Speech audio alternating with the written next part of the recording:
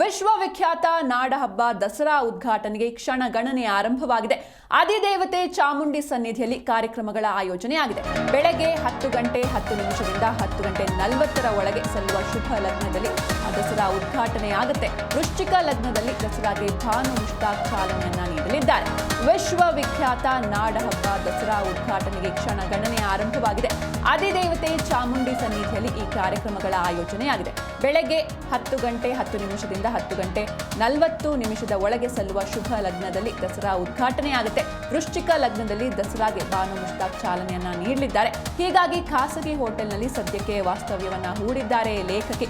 ಈ ಒಂದು ಉದ್ಘಾಟನೆಯಲ್ಲಿ CM DCM ಸೇರಿ ಹಲವರು ಭಾಗಿಯಾಗಲಿದ್ದಾರೆ. ಉದ್ಘಾಟನೆಯನ್ನ ನೆರವೇರಿಸುತ್ತಾರೆ ಲೇಖಕಿ ಭಾನು ಮುಷ್ತಾಕ್. ಸಾಕಷ್ಟು ವಿರೋಧಗಳ ನಡುವೆಯೂ ಕೂಡ ಕೊನೆಗೂ ದಸರಾ ಉದ್ಘಾಟನೆಗೆ ಕ್ಷಣಗಣನೆ ಆರಂಭವಾಗಿದೆ. ಅಧಿದೇವತೆ ಚಾಮುಂಡಿ ಸನ್ನಿಧಿಯಲ್ಲಿ ಈ ಕಾರ್ಯಕ್ರಮವನ್ನು ಆಯೋಜನೆ ಮಾಡಲಾಗಿದೆ. ಇಂದು ಬೆಳಗ್ಗೆ 10 ಗಂಟೆ 10 ನಿಮಿಷದಿಂದ 10 ಗಂಟೆ 40 ನಿಮಿಷದೊಳಗೆ ಸಲ್ಲುವ ಶುಭ ಲಗ್ನದಲ್ಲಿ ದಸರಾ ಉದ್ಘಾಟನೆಯಾಗುತ್ತೆ.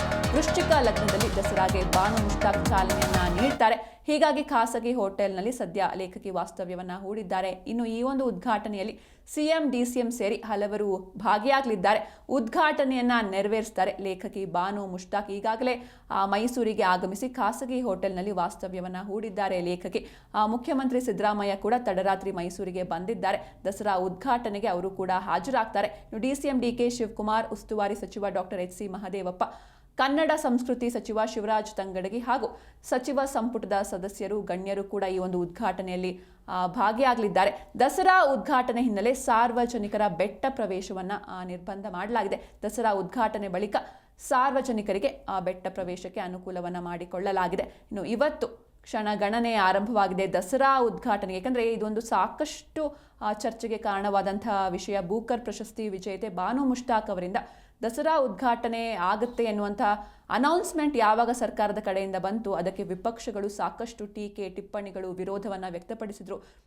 ಮಾಜಿ ಸಂಸದ ಪ್ರತಾಪ್ ಸಿಂಹ ಕೂಡ ಹೈಕೋರ್ಟ್ ಮೆಟ್ಟಿಲೇರಿದ್ರು. ಆದರೆ ಅಲ್ಲಿ ಒಂದು ಅರ್ಜಿ ವಜಾ ಆಗಿತ್ತು. ಅದಾದ ನಂತರ ಈ ಒಂದು ಪ್ರಕರಣ ಸುಪ್ರೀಂ ಕೋರ್ಟ್ ಮೆಟ್ಟಿಲೇರಿತು. ಅಲ್ಲೂ ಕೂಡ ಅರ್ಜಿ ವಜಾ ಆದ ಬಳಿಕ ಇದೀಗ ಕೊನೆಗೂ ವಿಶ್ವವಿಖ್ಯಾತ ನಾಡಹಬ್ಬ ದಸರಾ ಉದ್ಘಾಟನೆಗೆ ಕ್ಷಣಗಣನೆ ಆರಂಭವಾಗಿದೆ.